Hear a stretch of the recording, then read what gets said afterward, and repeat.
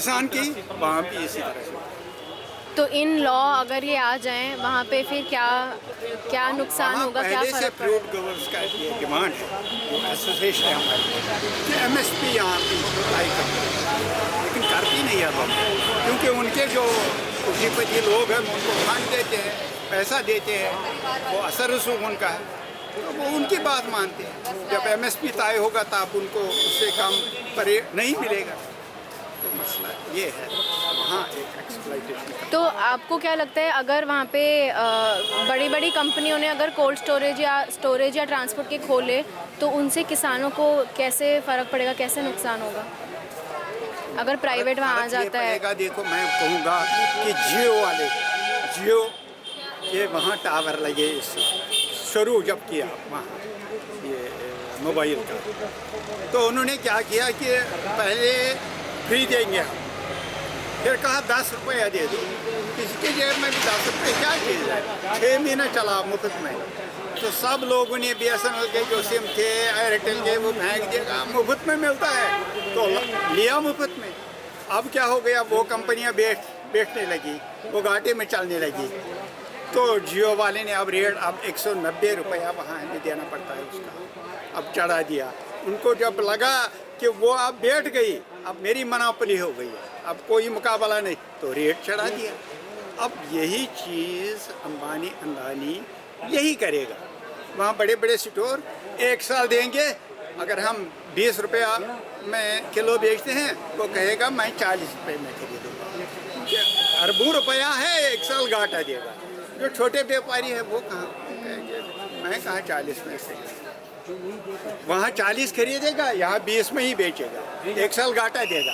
जब छोटे व्यापारी बैठ जाएंगे, खत्म हो जाएंगे, तब कहेगा कि नहीं 10 रुपया यहाँ कोई खाता ही नहीं, हम मजबूर हो जाएंगे 10 रुपये। तो ये जो कारपोरेट हाउसेस है, इनका यही तरीका है कि कभी डाउन करते हैं। देखो ना, मैं ये बात लंबी बनती है, दिल्ली में कल मैंने पता किया, वो आलू एक रेड़े पर बेच सकता है, वो कहता है 5 रुपये किलो। अब आप इमेजिन कीजिए, जो रेड़े पर 1 किलो आलू 5 रुपये में बिकता है, वो किसान जिसने उस पर मेहनत की, कितनी मेहनत की होगी, कितना फर्टिलाइज़र, कितना उसने खून पसीना बहाया होगा, फिर निकाला है, फिर वहाँ तक पहुँचा, और वो 5 रुपये में बिकता है। इसका मतलब है 1-2 रुपया उसको मिला। लेकिन जब उसके स्टोर में आता है, जैसे प्याज का होता है कि 8 रुपये, 5 रुपये, 6 रुपये किसान से लिया, फिर 100 रुपये हो जाता है, 80 रुपये हो जाता है, क्योंकि तब उसको पता चलता है सारा प्याज हमने स्टोर में आया। ऐसे ही वो सेब के लिए भी करेगा कि सारा जब उसके स्टोर में जमा हो जाएगा, फिर कहेगा सेब ही नहीं है इस साल।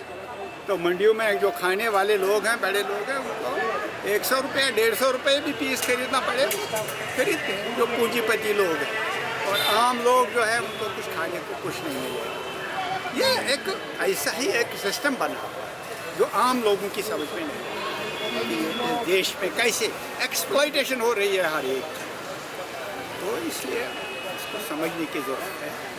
और हम चूँकि कश्मीर में हैं, हम कहेंगे कि हम इस देश के ना दुश्मन हैं ना इसके खिलाफ, हम सिर्फ इतना चाहते हैं कि हमारे जो बाबा अजदाद से जो पहले जिन्होंने एक्सेशन किया था हिंदुस्तान के साथ, हम कहते हैं उसकी सैंक्टिटी को हम हिंदुस्तान के साथ है रहेंगे, लेकिन कम से कम आप बोलते थे ताज है कश्मीर, हमारा ताज है, तो आप इसको पैरों तले रोनते हो, आप इसको ताज ही चलो इतना भी इज्जत मत दे दो क्योंकि आप देना नहीं चाहते, लेकिन कम से कम इतना रखो कि हमारी ज़मीन, हमारी नौकरियां जो है आपने खुला कर दिया। अब सब लोग यहाँ मुलाजमत कर रहे हैं, थोड़ी से डिपार्टमेंट से, कोई इंडस्ट्री नहीं है, अगर वहाँ भी हमारे बच्चों को नौकरी नहीं मिलेगी तो जाएंगे, वो तो मिलिटेंट ही बनेंगे। फिर जब एम्प्लॉयमेंट नहीं, रोज़गार नहीं, कोई डेवलपमेंट नहीं, वो तो फिर गान ही उठाएंगे और क्या करेंगे, तो फिर वो तबाही है पूरे देश की और हमारी।